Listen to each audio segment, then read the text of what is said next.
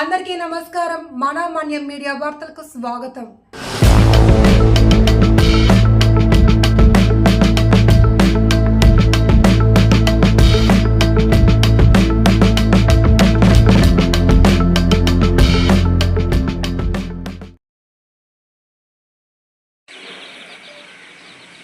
నా పేరు కృష్ణారావు, ఆదివాసీ గిరిజన సంఘం జిల్లా ఉపాధ్యక్షుడు. ఈరోజు ఈ ప్రెస్ మీటింగ్ కారణం ప్రధానంగా ఈ రోడ్డు విస్తరణ యొక్క ఉద్దేశం గిరిజన సంఘం ద్వారా మేము ప్రజలకి తెలియజెప్పవలసి ఉంది కాబట్టి ఈరోజు ఈ మీడియా సమావేశం ఏర్పాటు చేయడం జరిగింది. అయితే ప్రభుత్వం తీసుకొచ్చినటువంటి ప్రమాణాల ప్రకారంగా అభివృద్ధిలో భాగంగా చేపడుతున్నటువంటి రోడ్డు విస్తరణ పనులకు గిరిజన సంఘం సంపూర్ణంగా మద్దతు తెలియజేస్తుంది, వాటిని స్వాగతిస్తుంది. రోడ్డు విస్తరణ పనులు వేగంగా జరగాలని చెప్పేసి కూడా ఈ సందర్భంగా మేము ప్రభుత్వాన్ని కోరుతున్నాం.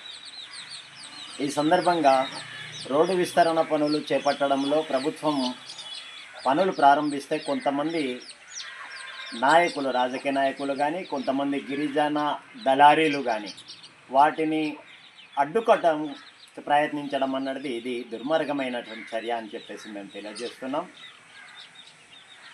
రోడ్డుకి ఇరువైపులా గిరిజనేతరుల దగ్గర గిరిజనులు తీసుకుంటే 1-2 మినహా అంతకంటే ఎక్కువ షాపులు ఏం లేదు. కంప్లీట్గా గిరిజనేతరులే ఈ నిర్మాణాలు చేపట్టారు. ఆ నిర్మాణాలు అన్నీను అక్రమ నిర్మాణాలే. ఈ అక్రమ నిర్మాణాలు రోడ్డుకి ఇరువైపులా ఉన్నటువంటి నిర్మాణాలపై ప్రభుత్వానికి గిరిజన సంఘం అనేక మార్లు ప్రభుత్వం దృష్టికి తీసుకువెళ్ళింది. కానీ ప్రభుత్వం ఏ మేర కూడా స్పందించడం లేదు. సరిగదా, మేము ఇచ్చినటువంటి రిపోర్ట్లోనే ఆధారంగా చేసుకొని ఎవరైతే అక్రమ నిర్మాణదారులు ఉన్నారో వారికి, ఎవరైతే గిరిజన బినామీలుగా వ్యవహరిస్తున్నారో వారి ద్వారా పెద్ద ఎత్తున వీరు అవినీతికి పాల్పడ్డారు. వారి చేతులు మారింది లక్షల కొద్ది డబ్బులు కారణంగానే ఈరోజు రోడ్డు విస్తరణ పనులకి గిరిజనేతరులు కొమ్ము కాయడానికి కొంతమంది నాయకులు వారికి వెనకేసుకొని రావడం సరైన పద్ధతి కాదు. వాటిని మేము తీవ్రంగా ఖండిస్తున్నాం. కాబట్టి రోడ్డు విస్తరణ పనులు చాలా వేగంగా జరగాలని చెప్పేసి మేము ఈ సందర్భంగా మేము డిమాండ్ చేస్తున్నాం. కాదు సార్, మరి ఇందులో మీ షాప్ కూడా ఉన్నట్టుంది. ఏం పర్వాలేదు, మీడియా వాళ్ళకి నేను ఒకటి తెలియజేస్తున్నాను. ఇందాకే అన్నాను, గిరిజన ప్రాంతంలో గిరిజనేతరాల షాపులు అతి స్వల్పం అండి, చాలా తక్కువ ఉంటాయి.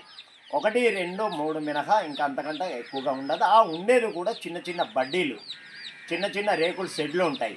గిరిజనేతలు నిర్మించుకున్నటువంటి అపారమైనటువంటి పెద్ద పెద్ద బిల్డింగులు కాదు, అది బహుళ అంతస్తులతో నిర్మించుకొని లక్షల డబ్బులు వెచ్చించి కట్టినటువంటి బిల్డింగులు మాది లేదు. మాకు ప్రభుత్వం ఏ రకమైనటువంటి సాయం చేయలేదు.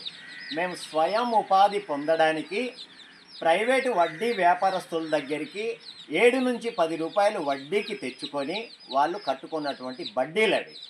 వారికి సంపూర్ణంగా మేము మద్దతు తెలియజేస్తున్నాం, మా బడ్డీల్ని మేము తీసుకుంటున్నాం. అదే సందర్భంగా ఐటీడీఏ తక్షణమే స్పందించి ఎవరైతే గిరిజనులు స్వయం ఉపాధి కోసం ఏర్పాటు చేసుకున్నటువంటి బడ్డీలు కానీ, చిన్న చిన్న దుకాణాలు కానీ వారు కోల్పోతున్నారు, వాళ్ళకి ఆర్థిక సహాయం అందించాలి. అలాగే షాపింగ్ కాంప్లెక్స్లు నిర్మించి వారికి రాయితీల మీద అందజేయాలని చెప్పేసి మేము డిమాండ్ చేస్తున్నాం. ఆ దిశగా ఐటీడీఏ కానీ దృష్టి సారించకపోతే వాటి మీద బాధితుల ద్వారా మేము తీవ్ర ఎత్తున మేము పోరాటం చేస్తామని చెప్పి కూడా ఈ సందర్భంగా మేము తెలియజేస్తున్నాం. అదే క్రమంలో ప్రభుత్వం చేస్తున్నటువంటి ఈ విస్తరణ పనులకి ఎవరు అడ్డుకోవడానికి వీల్లేదని చెప్పేసి మేము తెలియజేస్తున్నాం. హుక్కుంపేట మండల కేంద్రంలో సుమారుగా 100-150 అడుగుల పొడుగు ఒక్కొక్క దుకాణం ఉంటుంది. వారు తార్ రోడ్డు మీద వారి దుకాణాలు ఉంది. వీటి మీద సచివాలయంలో మేము కంప్లైంట్ చేసాం, ఎంఆర్ఓ గారికి కంప్లైంట్ చేసాం, పిఓ గారికి కంప్లైంట్ చేసాం, జిల్లా కలెక్టర్కి సుమిత్ కుమార్కి కూడా మేము కంప్లైంట్ చేసాం.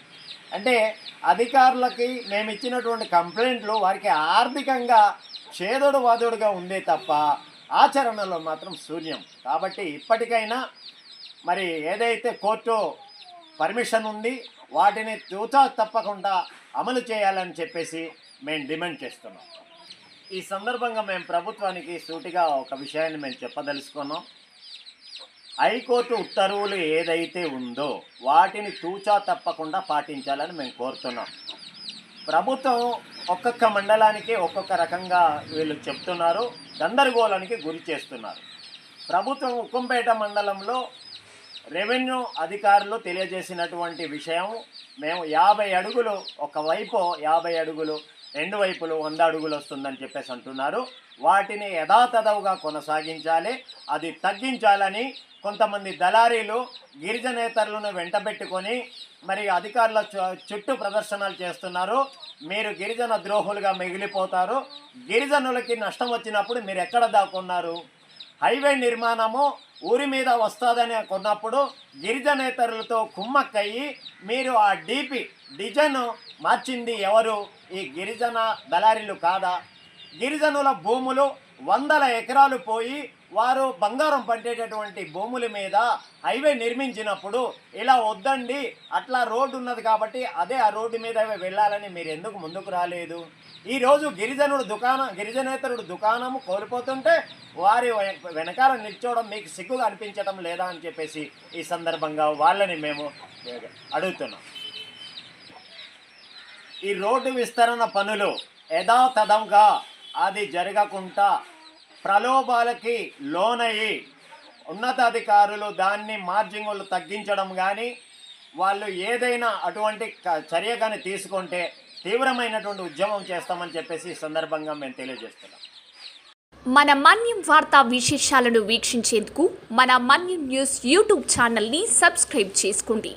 అలాగే మీ ఫ్రెండ్స్ అండ్ ఫ్యామిలీ మెంబర్స్కి షేర్ చేయండి. అలాగే లైక్ చేయండి, కామెంట్ చేయండి. మా అప్డేట్స్ ఎప్పటికప్పుడు మీ మొబైల్ ఫోన్లో నోటిఫికేషన్ రూపంలో కావాలంటే పక్కనే ఉన్న బెల్ ఐకాన్ మీద క్లిక్ చేయండి. Thank you for watching.